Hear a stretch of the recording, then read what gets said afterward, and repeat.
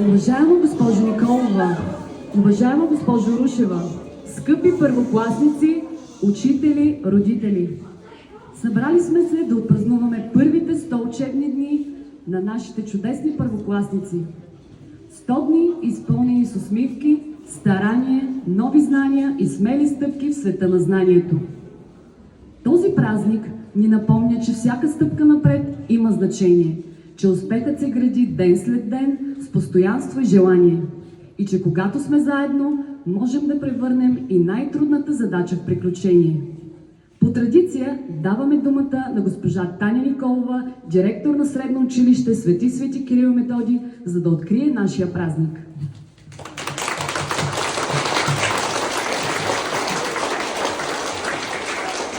Добър ден на всички!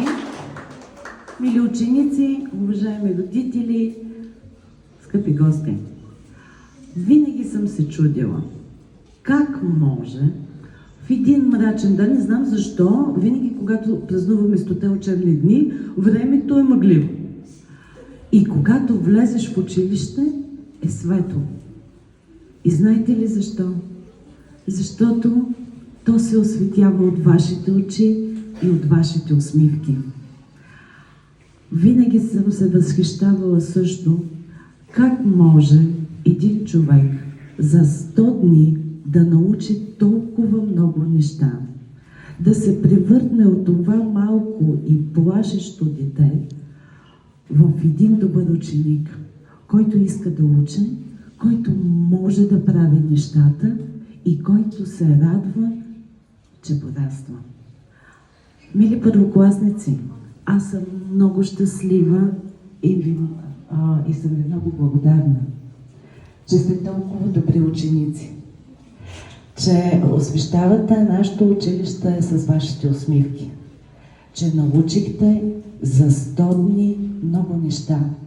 Но това, което видях за тези 100 дни е, че вие искате да учите, че вие сте отговорни, че вие сте съвестни. А това винаги е залог за успеха. Стискам ви палци всички тези качества да ги запазите, за да имате много, много успехи. И това, което отличава всички наши ученици в училище, и за сега и вие го показвате, е, че няма значение колко си успял, ако не си добър човек. А преди всичко, вие сте добри хора и добри деца.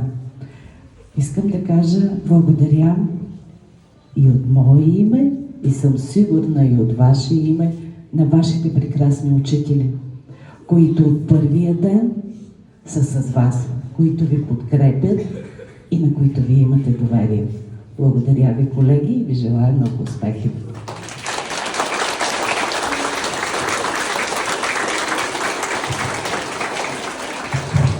А сега нека проследим пътя, който са изминали нашите първокласници за тези 100 дни, разказвам стихотворения, песни и танци. 100 дни учихме букви, числа, 100 дни растяхме ура, да, това. Днес празнуваме смело с усмивка с ласка, че първи клас вече не ни е загадка. 100 дни зад гърба ни са начало прекрасно, а колко ви чакат като слънце ясно. 100 дни вървяхме по новия път, понякога бавно, понякога с хъст. 100 дни откривахме свят голям, във всяка тетрадка, във всеки грам. Сега сме по-смели, по-умни, добри първокласници, истински, нали? 100 дни зад нас, начало добро, а бъдещето ни маха с крило. 100 сутрини влизахме бодро в часа, 100 пъти звънецът ни вика ела. 100 песни, игри и приятелски дни, 100 малки победи, големи мечти.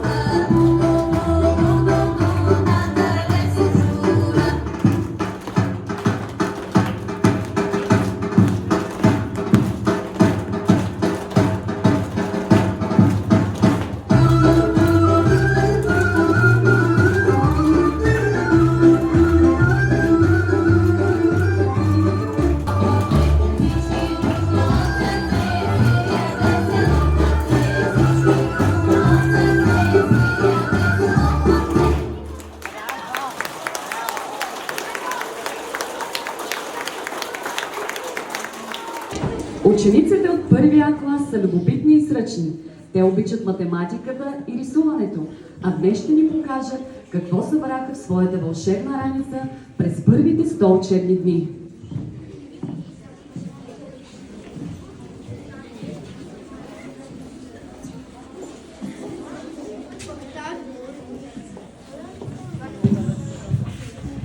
В тази раница не носим само учебници и тетрадки, в нея пазим нашите първи 100 учебни дни.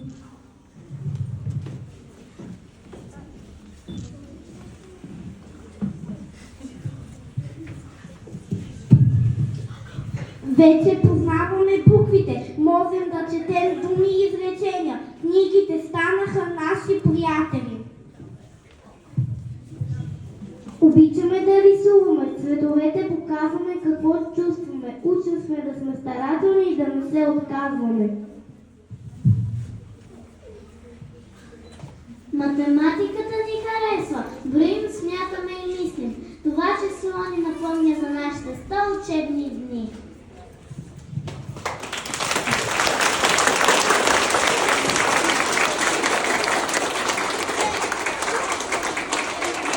Следва изпълнение на песента първокласно от всички първокласници.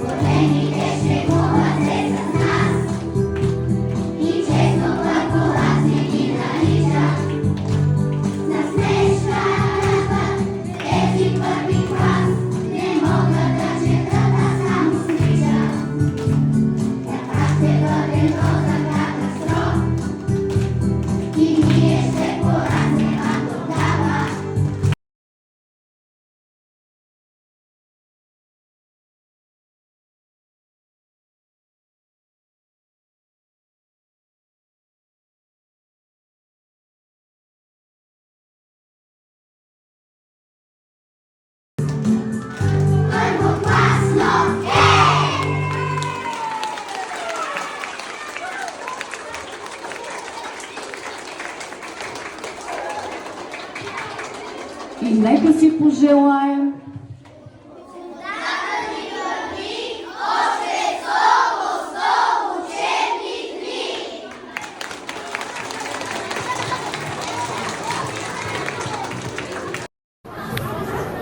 Здравейте!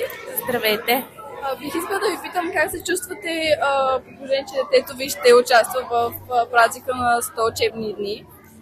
Развълнувани сме, справихме се с проекта, надявам се задоволително и така, с вълнение. И той, и ние. А какво означава за вас училището за детето ви?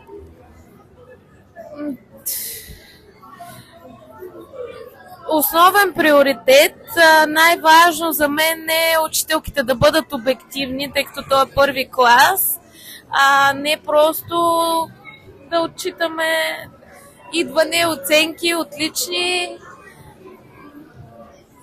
Така. Добре, а виждате ли промяна в детето ви от първия учебен ден до сега? Виждам, да. Виждам много голяма промяна. Виждам да се учи на дисциплина, на поведение, което до сега не е било в такава степен, на уважение към учителите, към първите учителки. Надявам се така да продължи. Добре, много ви благодаря. И аз благодаря. Всичко добро. Здравейте. Здравейте. Какви са вашите впечатления след тържеството? Много съм развълнувана, тъй като детето ми е в първи клас и този празник за мен е специален, точно както за всички първокласници. Харесах атмосферата, харесах увереността на всяко едно дете, което участва в празника и емоцията, с която се представиха всички участници.